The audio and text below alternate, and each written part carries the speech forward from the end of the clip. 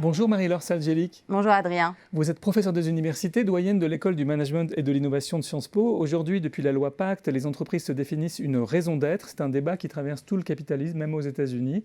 Est-ce que des écoles de management telles que la vôtre ont aussi une raison d'être? Oui, tout à fait. Nous avons une raison d'être, l'école du management et de l'innovation pour une prospérité inclusive. Donc notre raison d'être, c'est la prospérité inclusive. L'idée étant que dans le contexte des grands défis contemporains, il est vraiment nécessaire de passer d'un modèle qui est centré sur une croissance économique plutôt destructrice en termes d'environnement, mais aussi ne bénéficiant finalement qu'à une petite minorité, à un modèle qui est un modèle de prospérité beaucoup plus large, donc avec une définition beaucoup plus large de la prospérité, qui soit durable et donc qui respecte évidemment l'environnement qui est la condition de cette prospérité et qui soit le plus inclusif possible. Alors, comment est-ce que vous êtes parvenu à définir dans cette école ce projet-là? Je crois que personnellement, la crise de 2007-2008 a généré une prise de conscience chez moi qui était qu'il était nécessaire en effet que notre système se transforme de manière assez radicale. Cette conviction personnelle, je l'ai portée lorsque je suis arrivée à Sciences Po. Il se trouve qu'elle a finalement rencontré un ADN qui est celui de Sciences Po, qui est un ADN qui porte en fait une préoccupation pour l'intérêt général et le bien commun.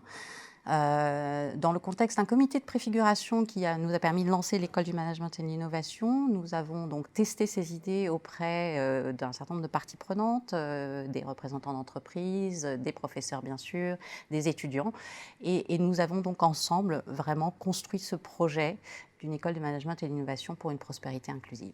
Et aujourd'hui, concrètement, comment ça se traduit dans les enseignements et les cursus? Donc une telle métamorphose exige évidemment que l'on transforme le logiciel de notre système économique et politique, et pour cela il faut donc transformer le système éducatif et les curricula de nos écoles qui vont former les décideurs de demain. Donc très concrètement, un exemple particulier de la manière dont nous faisons cela, c'est que nous avons mis en place une expérience pour tous nos étudiants dès qu'ils rentrent à l'école du management et de l'innovation, qu'ils soient en finance ou en marketing.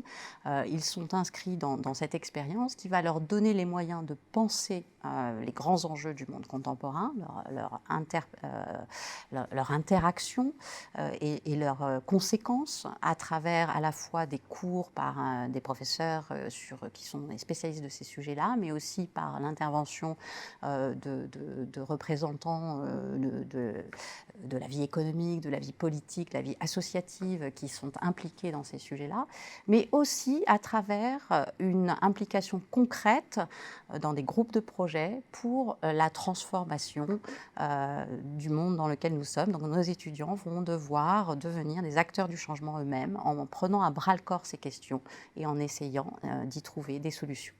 Et donc finalement, ce que vous avez au revers de votre veste, c'est un petit peu le barycentre de l'enseignement, c'est-à-dire, je vous laisse expliquer ce que c'est. Tout à fait. Donc nous avons inscrit cette expérience finalement dans le schéma directeur des objectifs du développement durable. Donc, dès la première séance, nous formons nos étudiants aux objectifs du développement durable. Nous leur faisons passer aussi le SULI test, qui est une manière finalement de tester les connaissances de nos étudiants sur ces sujets-là. Et nous inscrivons toute cette expérience, en effet, dans cette boussole-là, à travers cette boussole-là qui représente finalement notre définition de la prospérité inclusive. Bien, merci beaucoup Marie-Laure Salgélic d'être venue nous parler de ce que vous appelez une métamorphose pour votre école. Merci beaucoup Adrien.